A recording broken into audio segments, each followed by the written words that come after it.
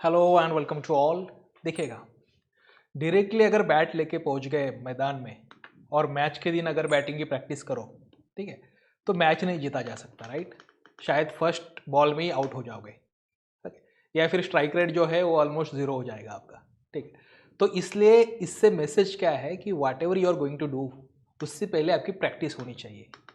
Practice नहीं करोगे तो अच्छी बैटिंग भी नहीं कर पाओगे मैच में। और वही अप्लाई कर रहे हैं हम हमारे प्रीलिम्स प्रिपरेशन में, कि मैं आज आपको बताने वाला हूँ कि अगर मैंने 4 प्रीलिम्स क्लियर की है तो उसमें मुझे कौन सी चीज़ों की मदद हुई, और उससे आज मुझे कन्विंस करना है आपको कि why solving MCQ is very important. I am not specifically talking about test series over here, वो हम नेक्स्ट वीडियो में हमारे कवर करने वाले हैं। लेकिन as such MCQs prelims preparation के लिए क्यों सॉल्व करना चाहिए, क्यों ये एमसीक्यू प्रिपरेशन के थ्रू आपको अच्छा सक्सेस रेट मिल सकता है, इसके बारे में हमें आज डिस्कस करना है। तो let's see this particular thing. Short video होगा, बस मुझे यही इसलिए ये वीडियो बना रहा हूं मैं, ताकि जो भी नया प्रिपरेशन कर रहा है या जिसने पहले ये गलती की कि एमसीक्यूज की प्रैक्टिस नहीं की, वो आज से ये स्टार्ट कर दे एमसीक्यू का प्रैक्टिस करना।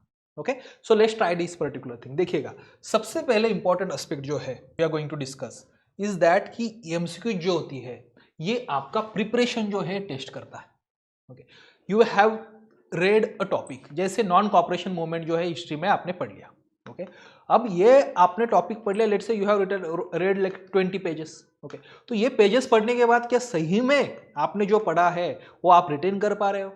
ओके, जो इसमें इंपॉर्टेंट पॉइंट्स थे क्या इस पे आपने ध्यान दिया था या नहीं दिया था?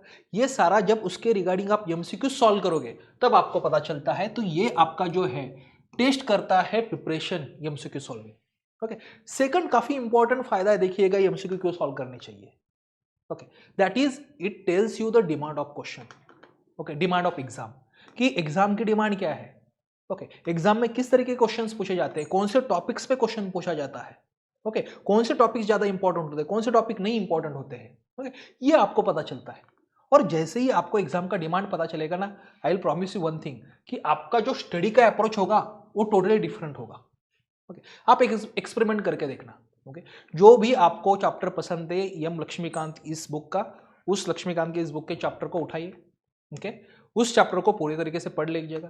ओके फाइन, अब क्या करिएगा, उसी चैप्टर पे उसी टॉपिक पे कुछ 10 to 20 एमसीक्यू सॉल्व कीजिए।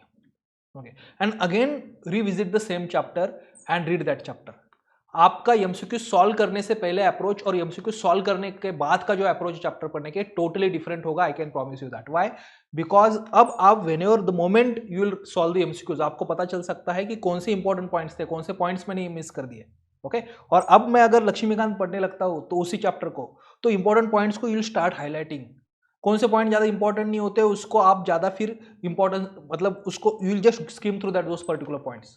ओके, तो ये टोटली अलग अप्रोच आपका जो है एमसीक्यू सॉल्व करने के बाद जो है एग्जाम प्रिपरेशन के या रीडिंग का ही बन जाता है। इसलिए you should be solving the MCQs over here. Then it also gives you the conceptual clarity. Okay, अब आप कहोगे सर एमसीक्यू के थ्रू हमें कैसे कॉन्सेप्चुअल क्लैरिटी मिलेगी? देखिए, कुछ कुछ कॉन्सेप्ट जो होते हैं ना, हमें लगता है कि we understood those. Okay, but जब एमसीक्यू जब आप उसके रिगार्डिंग सॉल्व करोगे, कोई क्वेश्चन अगर सॉल्व करता है, ओके, और वो क्वेश्चन अगर आप गलत कर देते हो, तब आपको पता चलता है कि शायद इस कॉन्सेप्ट के बारे में सारी चीजें पता नहीं थी मुझे, या बिल्कुल भी ये क्वेश्चन क्लियर नहीं था मुझे। ओके, या इस कॉन्सेप्ट का जो एप्लीकेशन है ये मुझे शायद क्लियर नहीं था, जो एमसीक्यू के थ्रू मुझे पता चल गया। मैं आपको एग्जांपल देता हूं यहाँ पे, I will give an example. एक प्रीवियस ईयर क्वेश्चन है, आई एम नॉट सेइंग कि प्रीवियस ईयर क्वेश्चन ही आपको सॉल्व करने हैं, जो भी टेस्ट सीरीज के हो गए बाकी क्वेश्चन आप सॉल्व कर सकते हो। जैसे एक क्वेश्चन एक्चुअली है, ये क्वेश्चन क्या कह रहा है, with reference to Indian economy demand pull inflation, what this question is saying, let's see this particular thing, कि with reference to Indian economy, demand pull inflation can be caused or increased by which of the following? Okay, कि इसमें से कौन से ऐसे factors है जिस वजह से डिमांड पुल इन्फ्लेशन जो है ये बढ़ सकता है। ओके, अब देखो यहां इन्फ्लेशन की कॉन्सेप्ट तो शायद सबको पता होगी, ठीक है, बस कौन से फैक्टर्स से होता है शायद इसमें से सारे फैक्टर्स आपको पता भी नहीं होंगे। ओके, और इसमें भी स्पेशली डिमांड पुल इन्फ्लेशन के बारे में बोला है, कॉस्ट पुश इन्फ्लेशन नहीं, लेकिन डिमांड पुल इन्फ्लेशन के बारे में पूछा है। ओके, तो अब ऐसा एमसीक्यू सॉल्व करके उस फैक्टर्स के बारे में आपको ज्यादा क्लैरिटी आती है। अगर गलत होगा आपका ये क्वेश्चन तो ठीक है, उसका एक्सप्लेनेशन देख लीजिएगा, एक्सप्लेनेशन में फिर आपको उसकी क्लैरिटी मिल जाएगी। सही हुआ तो अच्छी बात है, फिर से एक्सप्लेनेशन पढ़ोगे तो और क्लैरिटी आपको उसके बारे में होगा। तो शायद इन्फ्लेशन का आपको पता है कॉन्सेप्ट, ओके बट इस इन्फ्लेशन के कॉन्सेप्ट की एप्लीकेशन शायद आप इस एमसीक्यू के थ्रू इजीली कर पाओगे, और इसी टाइप का जब क्वेश्चन जब एग्जाम में एक्चुअली में पूछा जाएगा तो आपके लिए इजियर होता है।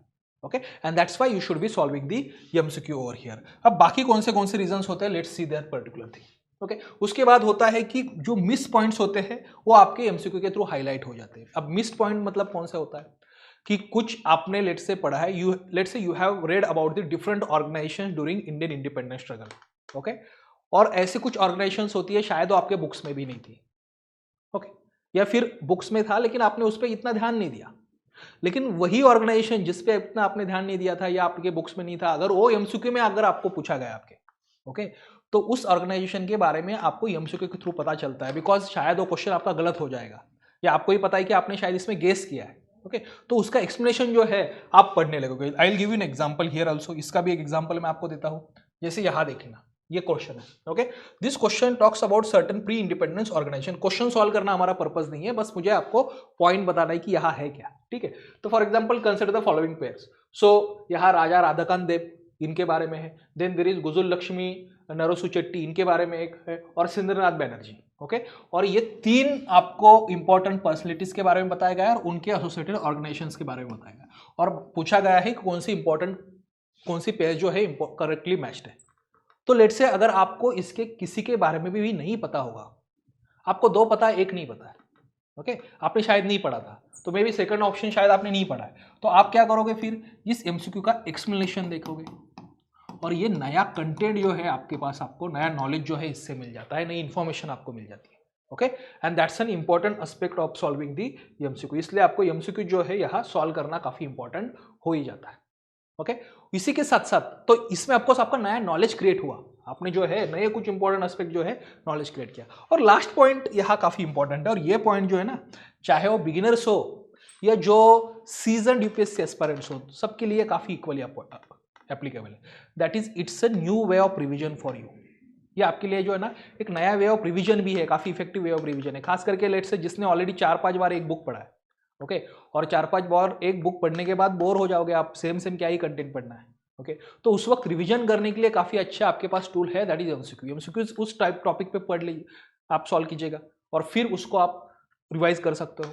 Okay so this is how MCQ, मतलब it's like a practice for you.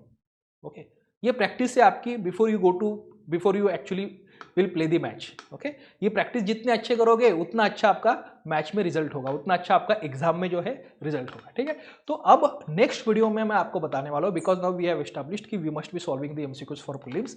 Next video में मैं आपको बताने वाला हूँ कि एक टेस्ट सीरीज जो है, ओके इसका मैंने कैसे यूज किया in order to get the good marks in the prelims. There are 2 times almost I got 140 plus marks in prelims. Okay बाकी 2 टाइम जो है अराउंड 100 प्लस मुझे मार्क्स थे। तो ये इतने अच्छे मार्क्स लाने के लिए टेस्ट सीरीज कितना इंपॉर्टेंट होता है, उसका हम कैसे इफेक्टिवली यूज कर सकते हैं, ये नेक्स्ट इसमें हम जो है डिस्कस करने वाले वीडियो में। Okay thank you.